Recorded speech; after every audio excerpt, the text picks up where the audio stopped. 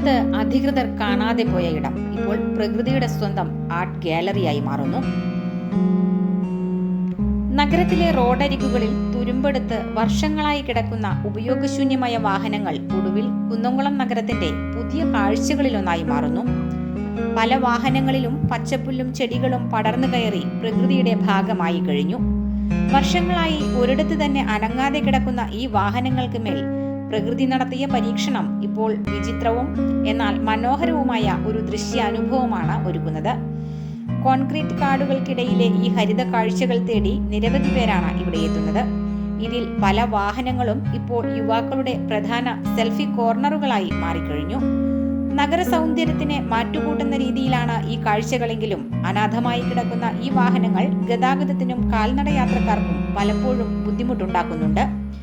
എങ്കിലും യാതൊരു അലങ്കാരവുമില്ലാതെ പ്രകൃതി സ്വയം ഒരുക്കിയ ഈ കൗതുക കാഴ്ചകൾ കാണാൻ ആളുകൾ കൂട്ടത്തോടെ എത്തുന്നതോടെ ഇതൊരു വ്യത്യസ്ത അനുഭവമായി മാറും. അധികാരികളുടെ കണ്ണെത്തുന്നതിന് മുൻപ് ഈ പ്രകൃതി സൗന്ദര്യം നഗരചിത്രത്തിൽ എത്ര നാൾ നീണ്ടു നിൽക്കുമെന്നാണ് ഇപ്പോൾ എല്ലാവരും ഉറ്റുനോക്കുന്നത്. News fact Kunnamkulam.